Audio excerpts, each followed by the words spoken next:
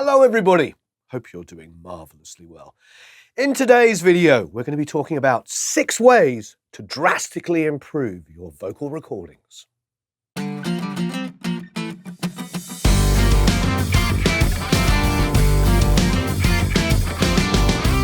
Please, if you haven't already, subscribe, hit the notification bell, leave a bunch of comments and questions below. We love having amazing discourse in this community. Thank you everybody that engages and helps each other out.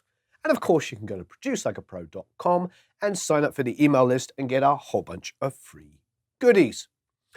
Okay, so I really love talking about vocal recording. Those of you that maybe know any of the recordings I've done, I've been blessed to work with a lot of great singers. And if there's one thing I care about more than anything else when it comes to recording, it's about capturing great vocals. I have many different techniques that I've discussed on the technical side, and I will continue to let you know all of the different techniques I've used over the years. There are many basic techniques that if we follow, we will get really great results. So let's go through them. Number 1, choose the right microphone for the job. Now, don't get me wrong, and I know where this could go. Everybody be like, well, but I don't have a U47 or a Telefunken 251 or a AKG C12. Yeah, I agree. Not many of us have incredible mic lockers full of every single vintage microphone you can imagine. It seems to be only classic recording studios like Capitol and Abbey Road and Sunset Sound and East West and United, all of those incredible studios have that kind of collection. However, having just a couple of variations can make all of the difference. Having a mid-price condenser and a dynamic microphone already gives you an enormous range of options. Honestly, you've heard me talk about the mic shootout that we did in Nashville last summer. It was absolutely fantastic. We went from a priceless, pristine U47 all the way down to an SM7, which I'm sure you've heard was the vocal mic of choice for Michael Jackson on Thriller, and everything in between. And in a blind test, the microphone that came in the top 3 the most often was the SM7. The U47 was number 1 for many people, and eventually in our point system was the most popular choice. But the reality is the SM7 is a fairly inexpensive dynamic microphone, and an SM57 or anybody's equivalent to that at about $100 gives you a very different response. So if you've only got the 2 microphones, put your singer in there. Some singers have very little high-mid kind of articulation. And a dynamic microphone, especially one that's great for recording snare drums and electric guitars, like an SM57 or an equivalent, has a bit of a presence lift. So immediately you've got a completely different response than a relatively flat condenser. If you are blessed to have 3 or 4 or 5 or 6 different mics as well, don't be afraid to try them out. I recorded a great singer, Jamie Hartman. I did one of his solo records. Jamie is an amazing writer who you'll probably know from writing Rag & Bone Man's massive hit, Human. And he told me going into it that my U47 was going to sound awful on his vocals. And I didn't believe him, because I thought, it's a U47, it's going to sound great on everything. He was right. He actually sounded phenomenal on a 414, which is not an inexpensive mic, but it's like $1,200 versus $15,000. So there's a reality. Throwing money at the situation is not always going to solve it. A variation of microphones. There's a sort of naive expectation that if we put a microphone up on any source, whether it be a guitar, a drum, and we laser pinpoint it in the exact position, that it's going to tell us something. Yeah, it's going to tell us that one microphone might sound really good on that sound source and the other 9 don't. Does it make that one microphone better? No, it means that in that position, maybe 3 feet away, that one microphone sounds really good. It's really not how we measure microphones. The reality is you look at a guy like Al Schmidt, and he's telling us that microphone choice is really important. There's not a one-size-fits-all in any situation. So experiment. And if you're blessed to have one of Stephen Slate's or Townsend Labs microphones where you can choose lots of different styles of microphones, that can also help you out immensely. I highly recommend experimenting. The secret here, obviously, is to listen to your sound source and make a decision based on that. There is no one size fits all in anything that we do in recording. Number 2, understand mic positioning. This is really important, and I've read lots of differing and slightly confusing stuff on this. I personally, coming up under guys like Dave Jordan and Jack Douglas, learned from them that the best way to position a microphone was literally the capsule on the mouth. Now, you can try off-axis stuff, and if you have a singer sing slightly to one side, that may work, but you are playing with fire, because if they turn their head a little bit and they're already off axis, you can lose all the high-end articulation really, really easily. So if you start with the singer right on the capsule, even if they move slightly, you're not going to have as many issues. Now, the second thing is, if you hear this, I've got a slight cold at the moment. Can you tell? I'm a little hoarse. Not a little horse, tiny horse, but I feel a little hoarse. Anyway, if I put the capsule up here, I'm going to get a little bit of nasalness. And be aware of that. That's one of the things in singers, that sort of 600-700 hertz kind of that comes from here, that will be exacerbated by that. So you want to bring it down so that they're projecting. I've had situations where even that is a bit of a problem. So I've actually taken the capsule down a little bit lower, not out completely out of the way. I think another thing I read as well, where people were saying that they were having the singer sing off axis to reduce plosives. There are many, many ways to get rid of plosives while singing that are much better than that. What you can do is you can take your pop screen and you can put a pencil down it. If you put the pencil across it and just tape it, it will divide the air up so it's not going straight into it. That's an old BBC trick that I learned from my friend Julian Butcher, who was a BBC engineer. These are things that will solve problems a lot better. And the other thing about the pencil across that is it also gives the singer a little bit of a line of sight. If you get a traditional studio pencil, they're bright yellow. It's quite nifty. So you get your pop screen and you put it over and you just tape it to either side of the pop screen itself, and it will split up the plosives. A much better way of doing that than trying to get a singer to sing slightly off axis, because if they sing it off axis and they turn their head, it is going to be awful. If they're on axis and they turn their head slightly, the differences are going to be negligible. Having said that, you're never going to control everything about a singer. If the singer has an incredible, performance and it's like tipping their head back and doing all this stuff, it's okay. It is okay. Cut yourself some slack, because capturing a performance in any way that you can is better than not capturing it at all. Number 3, and this is kind of an exaggeration of what we just talked about. Don't forget about the proximity effect. The proximity effect can be your friend. It really can. I've read a lot about people saying to be 1.5 feet away, which I suppose 18 inches is about there. That's a long way away.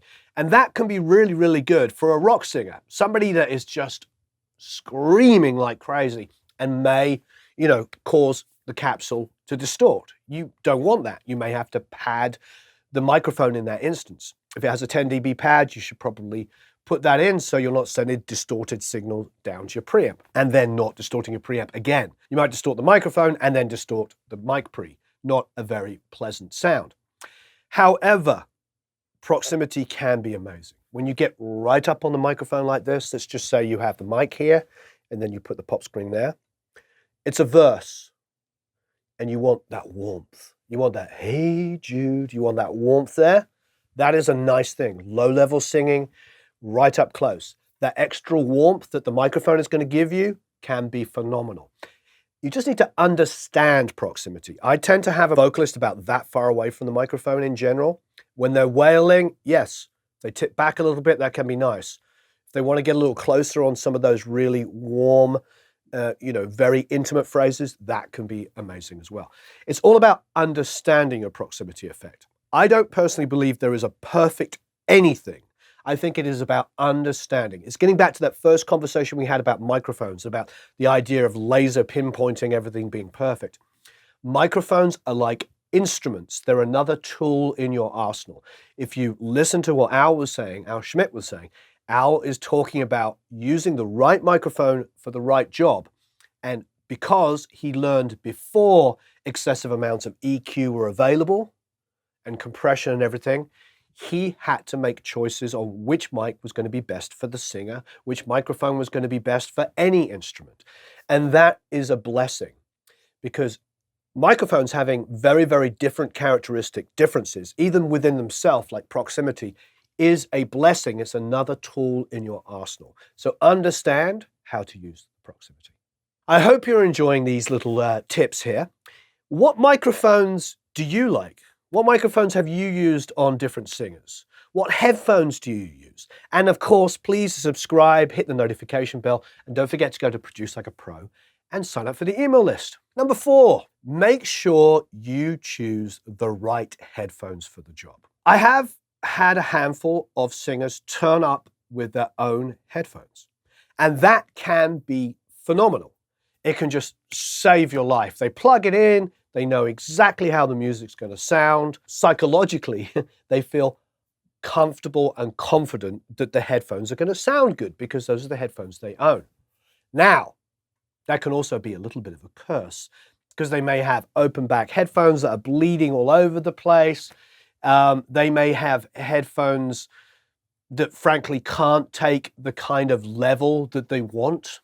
Because sometimes headphones that sound good for listening to music, programmed, undynamic, limited, heavily compressed tracks, those headphones may respond well to that.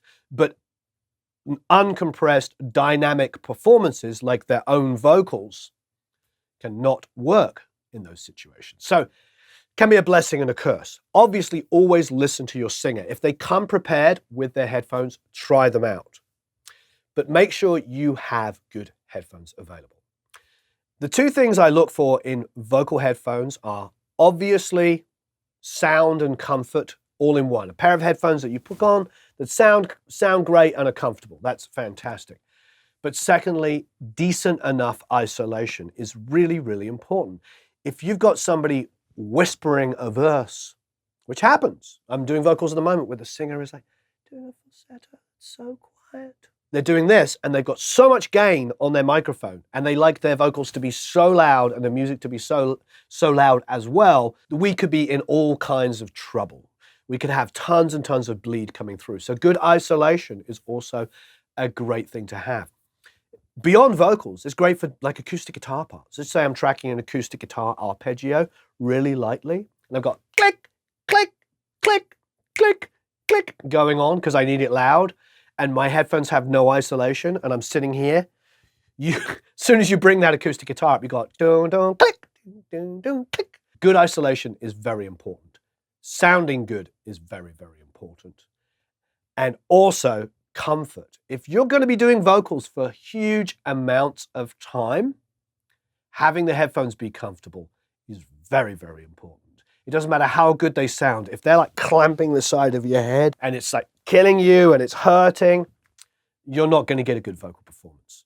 So good isolation, sounding good, and comfort are very, very important things in any order. All 3 of those things are important.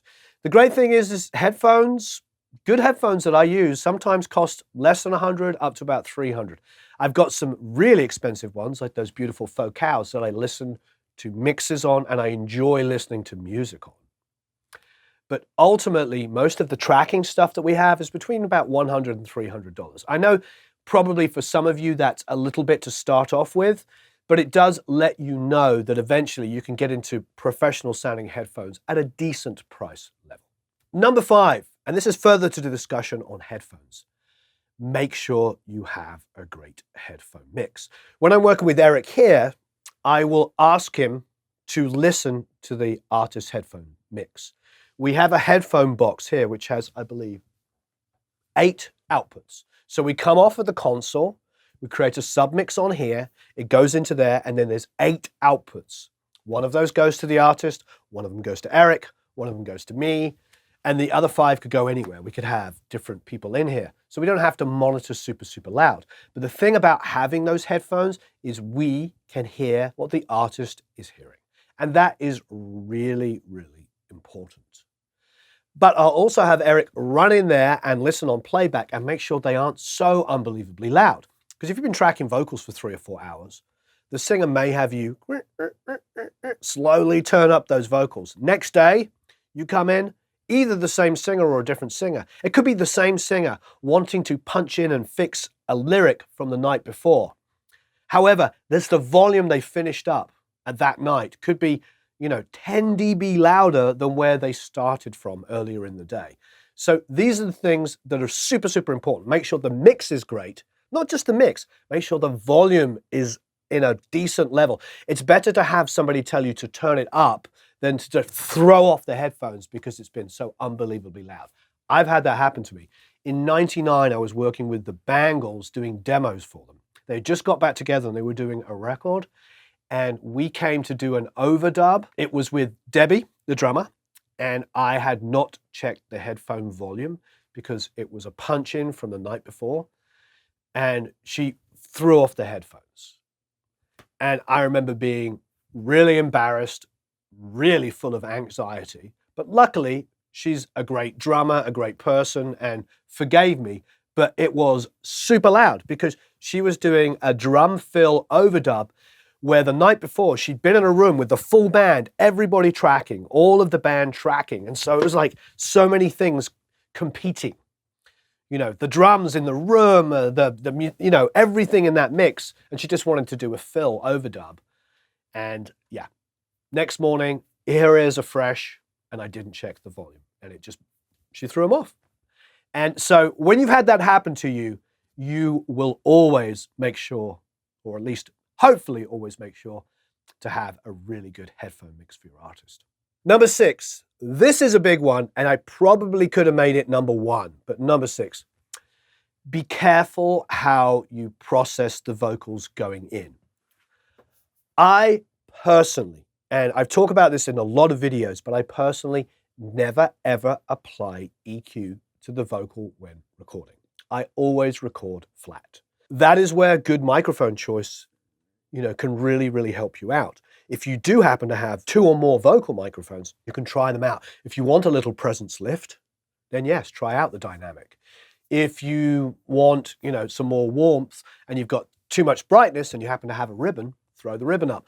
All of these things are great tools for you, but ultimately, I don't like to apply EQ. I will, on occasionally I will high pass a vocal, especially if I'm in a situation with some like low rumble, the singer's in a booth, the band are playing out there and you hear all this rumble. Yeah, put a little high pass in there. I have no problem with taking 60 hertz and below out. Mains hum, power hum, all of these things, air conditioning hum. Sometimes we work in the most ideal situations. Sometimes we work in beautiful studios. Other times we have a laptop in a hotel, So I will often EQ high pass on the way in, often, not always. But I will apply no other EQ. The last thing I want to do is decide that when my singer is singing over a piano and an acoustic guitar only, that I know what is going to be best for this once I put in the orchestra. I believe it's still committing to record a vocal beautifully. EQing a vocal too early is not a smart move. Printing vocal effects on is not a smart move. The reality is that singers will ask for lots of reverb or delay, or no reverb or no delay, or interesting effects to inspire them. It doesn't mean that those are the effects that you're going to have at the end. Some people want it really heavily compressed. They want to feel every breath and everything. Other people want 0 compression. The singer we're working with at the moment has an incredibly dynamic voice, but he actually wants it printed like that because he wants to be able to use his range. He has a massive range. Some singers are the other way around. They're trying to hit a note loudly, but they're not capable of doing it. So they'll enjoy a little extra bit of compression. If you don't specifically understand how you want the compression to be on the way in, then don't print it with tons of compression. Maybe put a plug-in on there so the singer can hear the compression. These are the kind of things that you can't undo. Too much EQ and overly compressed vocals are very, very hard to undo. Don't get me wrong, I do compress on the way in. I love to commit, but I've been doing this a long time and I know exactly how I want to hear the vocal. And I know how much gain I want to put on my mic pre to maybe push it a little harder. If you're feeling a little, you have doubts in this area, I think the vocal is the one thing that it's okay to not put compression on the way in. It's the one thing it's okay not to EQ on the way in. Because your vocal, for many, many people, especially people that aren't producers, aren't engineers and mixers, songwriters, just regular people going about their day listening to music, the one thing they will all notice is the vocal. So it's the one thing, I'll say one thing another time, it is the main thing for you really to take the most amount of care over. And what I love about this sort of discussion here is we're in a place now where so much music is made, in the box using virtual instruments. The only thing that's left to us that's always going to be organically recorded is the human voice. Until they put a chip in the side of, a famous singer's brain and are able to pull out his vocals and drop it in. Until that happens, there'll always be vocals recorded. All right. Thank you ever so much. I hope you've had a marvelous time talking about recording and a little bit about mixing and headphones and all that kind of stuff. But it's wonderful to talk about vocal recording. Please leave a bunch of comments and questions below. Let us know, how do you record vocals? What are your tips and tricks? What are your favorite microphones? What microphones have you used on different singers that work really, really well? Please subscribe, hit the notification bell, go to Produce Like a Pro, sign up for the email list, and thank you ever so much. Have a marvelous time recording and mixing.